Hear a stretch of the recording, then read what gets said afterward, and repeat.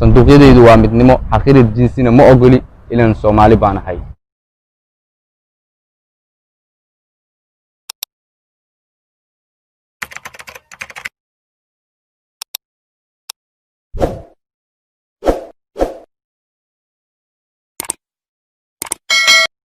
السلام عليكم ورحمة الله وبركاته. وأنا دين سلام أصحاب تميل كسود دون كجوكتين وحن إذن لي هاي مرة ديان صول لابوني مر لبات سنبضة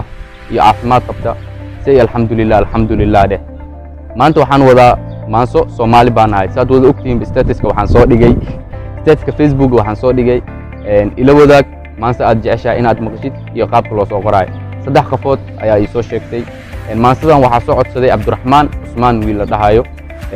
وانا bilaabaya maasada kulli Soomaali baan ahay oo dhahay intaan qaabka u qoraysid adaa ugu soo dhahay marka ani waxa isku dayay inaa Soomaali baan ahay inaa maanta ku soo koobo inkastoo aysan ku soo koobmeenin laakiin waxa isku dayay inaan soo koobo Soomaali baan ahay maasooyin hor waa la sameeyay laakiin maasooyinka magaca way wadaagi karaan laakiin murtida iyo qaabka wax loo qoray ma wadaagi karaan. Let's start. Saadaq baan ahay mana la iga sareeyo kaasna waxa tusaale u ah sanqaadkayga wacani shisheeyana uma sariigto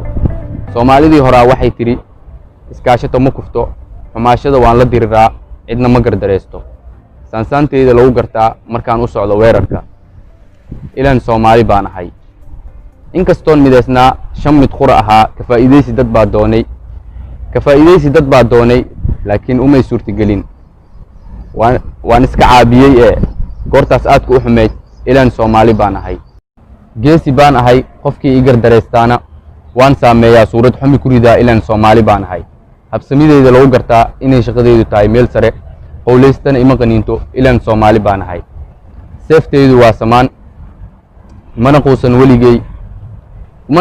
quusan weligay aaminsanaanteeduna waa dhammaystiran ilaan Soomaali baan ahay SYL waan xasuustaa saameyntooda xornimo ilaan Soomaali baan ahay sanduuqyadaydu waa midnimo xaqirid jinsina ma ogoli ilaan Soomaali baan ahay dhaqan iyo asluubiyo ii gaaraan ka sitaa ilaan Soomaali baan ahay tuugsi layma asteeyo iyo isku socodka wadamo badan dadkoo la iibshaa ilaan Soomaali baan ahay argagixiso igama guulaysato way daalaysaa mooye marun waan ka taqallusi ilaan Soomaali baan ahay Soomaali ha noolaato maansada halkaas ayaan kusoo gabagabeynaya halkaas ayayna ku egtahay waxaad isdhihi kartaa mar hore ma duwin dharkii la isku mid ama fahanti maansooyinka kalena way noo soo socdaan dad badanna waa isoo weydiiyeen aaway maansooyinka waan soo wadaa weliba mid idinka ishaarataan idin keeni doonaa insha Allah si aad idinku wax u jeceshiin mar walba waxaan ka